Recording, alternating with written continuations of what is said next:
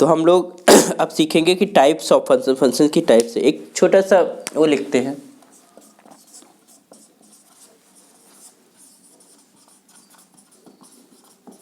Types of function, ध्यान देना हमने कुछ फंक्शंस लिखे, आप बताइएगा। बहुत बड़ा बन गया, छोटा छोटा करते हैं। 1 2 1 2 1 2, दिख रहा है इधर वाला? नहीं दिख रहा है, कैमरे में नहीं दिख रहा है, ठीक है कोई बात नहीं। 1 2 1 2, ठीक, ओके। अब इनको ये ना बोलना कि ये अंडे हैं, क्यों? क्योंकि अंडे ऐसे खड़े नहीं होते, ठीक है, समझ रहे हो ना? वो ऐसे कहीं वर्टिकली थोड़ा ना खड़े होंगे, हैं? तो यह कैरेट नहीं है। इधर देखो, यहाँ पर 1 2 3 लिखा, यहाँ पर 3 4 5 लिखा, ठीक। बाकी अपने अकॉर्डिंग हम बढ़ाते रहेंगे। यहाँ से यहाँ के ऊपर हमने एक फंक्शन डिफाइन करा जिसका नाम रखा f, ठीक। इसमें हमने ये कहा कि 1 रिलेट करता है 3 से, 2 रिलेट करता है 4 से, 3 रिलेट करता है 5 से, यहाँ पर एक और डाल दो 6, ठीक, ओके। यहाँ पर हमने लिखा एफ जी एक फंक्शन डिफाइन करा, 1 2 3 यहाँ पर भी लिया, और यहाँ पर हमने लिखा 3 4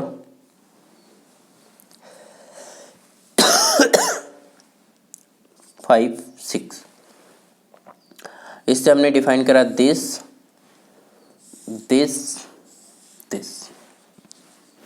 ठीक। एक हमने फंक्शन डिफाइन करा FGH मान लेते, ठीक है, और 1 2 3 इसमें कुछ इस तरीके से डिफाइन करा हमने 3 4 5, ठीक है।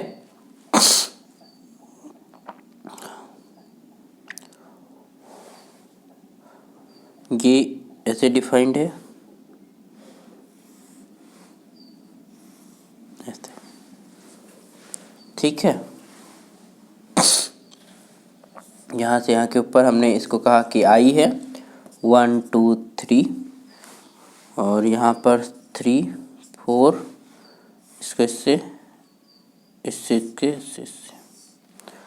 पहला काम आपको ये है, हमने कुछ मैपिंग्स लिखा, हमने कुछ रिलेशंस लिखा है ना।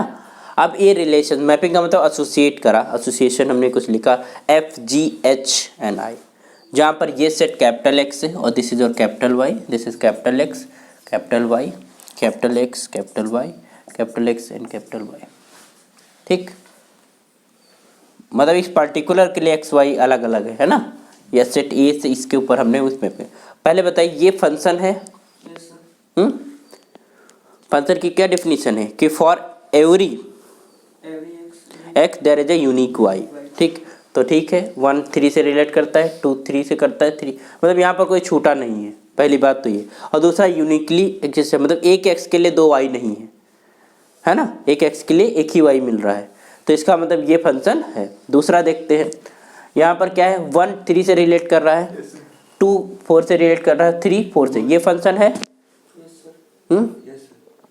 फंक्शन है, क्यों? क्योंकि हमारे पास हमने ये बोला ना, एक एक्स के लिए 2 वाई नहीं होना चाहिए, x x not belonging to y, but 2 x एक वाई से तो बिलोंग कर सकते हैं। तो यहाँ पर हमने 2 की वैल्यू भी 4 है और 3 की वैल्यू भी 4 है। इस पे आ जाते हैं, 1 रिलेट करता है 3 से, 2 रिलेट करता है 4 से, 3 करता है 4 से, ये भी फंक्शन है क्योंकि हर एक पॉइंट किसी न किसी से यूनिकली रिलेट कर रहा है। फिर यहाँ पर 1 3 से कर रहा है, 2 4 से कर रहा है, 3 4 से कर रहा है, ठीक है। ये हमारे पास फंक्शंस है, सारे के सारे फंक्शंस लिखे हुए हैं। अब उसमें कुछ डिफरेंस देखा फंक्शंस के अंदर, हमने ये देखा कि हर एक एलिमेंट के लिए यहाँ पर अकेला वाई मिल रहा है, और इधर से भी देख रहे हैं तो अकेला ही दिख रहा है, मतलब यहाँ पर से यहाँ पर दो एक इमेज दे रहे हैं, यहाँ पर एक इमेज दे रहे हैं, है ना, मतलब एक ही इमेज मिल रही है। या कह सकते हो कि एक 1 के लिए एक ही 3 है, और इधर से देखेंगे तो इधर एक ही x है ना, इधर एक y के लिए भी अकेला ही x है, 2 x की एक y नहीं है। मतलब ये वाली जो कंडीशन हमने लिखी थी ना कि x1 x2 should be connected, है ना, इसको कनेक्टेड हो सकते, क्योंकि ये डेफिनेशन के अंदर नहीं है, इसकी कोई बात नहीं करी गई है। तो पॉसिबिलिटी दोनों है, या तो अकेला x1 किसी y1 से रिलेट करता हो, या फिर हो सकता है कि x2 भी करता हो, दो टाइप की कंडीशन होगी। तो अगर हमारे पास ऐसा फंक्शन है जिसमें 1 1 है, मतलब एक ही से कनेक्टेड है, ठीक है, चाहे हम दो किसी तरफ से भी देखें, ठीक है, तो इस तरीके के जो फंक्शंस होते हैं इनको बोलते हैं 1 1 फंक्शन। क्या बोलते हैं? 1 1 फंक्शन, ठीक है। इट मीन दैट कि एक x के लिए एक ही y है और इधर एक y के लिए एक ही x है, ठीक है, दोनों तरफ से 1 1 करेस्पॉन्डिंग। तो इस तरीके के फंक्शन को क्या बोलते हैं? 1 1 फंक्शन बोलते हैं, ठीक। दूसरा ये हो दूसरी बात देखिए, अगर 1 1 नहीं है, मतलब ठीक है, तो यहाँ पर क्या हो रहा है, एक से ज़्यादा, मतलब एक पे जा रहे हैं, तो it means called many one. If function is not 1 1 तो मैनी वन, मैनी सारे, बहुत सारे मैप हो रहे हैं किसके? एक के ऊपर, बहुत सारे x की वैल्यूज 1 y आ रही है ना, that is called many one. तो एक फंक्शन अगर 1 1 नहीं है तो फंक्शन, एक बात होगी कि इस तरीके का फंक्शन है 1 1, ठीक है। दूसरा तुम्हारे पास अगर 1 1 नहीं है तो उसको क्या बोलते हैं? मैनी वन, नॉट 1 1, ठीक है। ये दो तरीके सीखे कि हमारे पास अगर कनेक्ट है तो एक x के लिए एक ही y है, और y की तरफ से देखें तो भी एक ही x से कनेक्टेड है, दैट इज योर 1 1। अगर ऐसा नहीं है तो मैनी वन, है ना। इसका मतलब है कि दो एटलीस्ट 2x के लिए एक y मिल रहा है ना। तो इस तरीके का कॉम्बिनेशन हो सकता है। दूसरी हमने ऑब्जर्वेशन क्या की, हम एक चीज देख रहे हैं, इन दो सेट्स को भी देखें, चाहे इसको देखें, इसको देख लेते हैं, ठीक।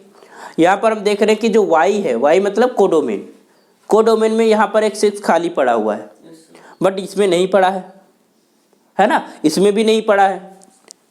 तो इसका मतलब इस आधार पर भी देखा सकता है कि हमारे पास फंक्शन का टाइप, कि हमारे पास कोडोमेन के अंदर कोई एलिमेंट बच रहा है या फिर नहीं बच रहा है।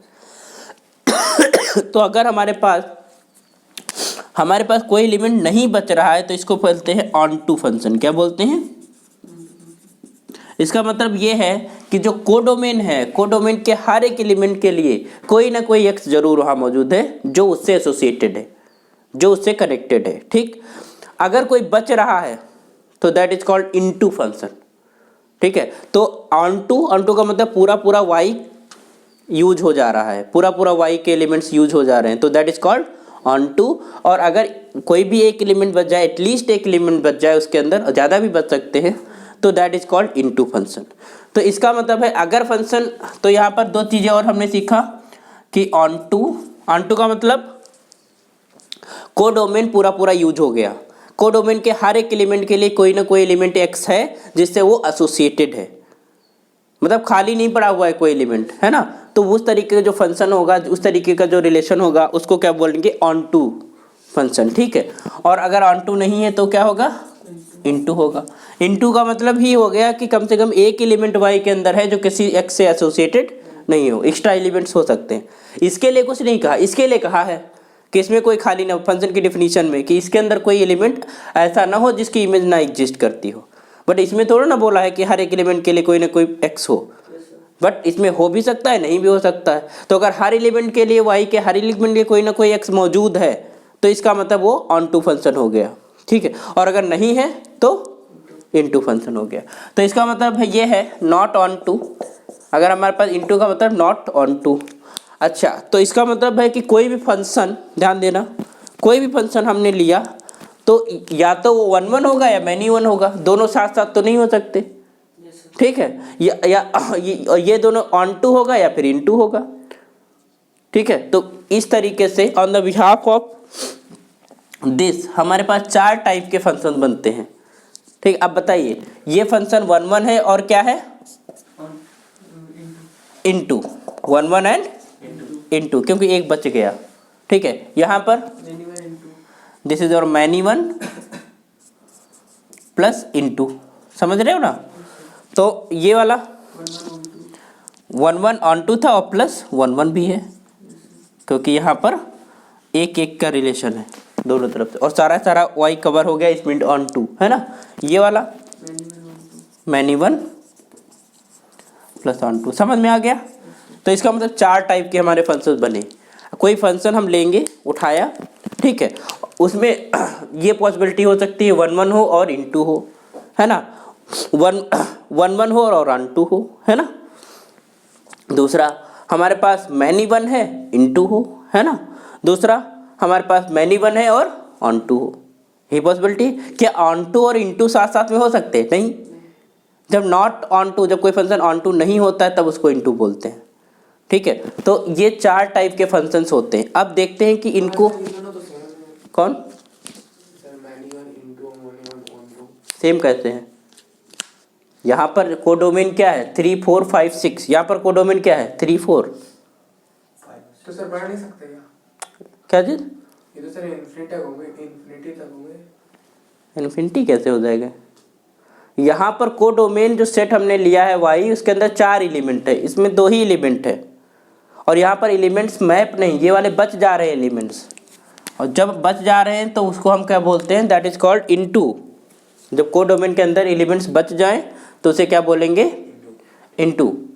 ठीक है, और अगर नहीं बचते, यहाँ पर कोई एलिमेंट बचा है एक्स्ट्रा, नहीं बचा ना, तो इसको क्या बोलेंगे, ऑन टू।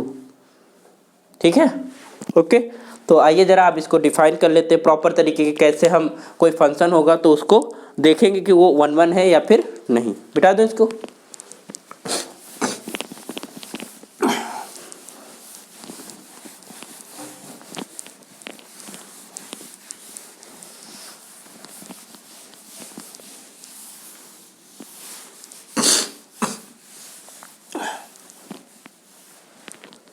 तो पहले हम डिफाइन करते हैं 1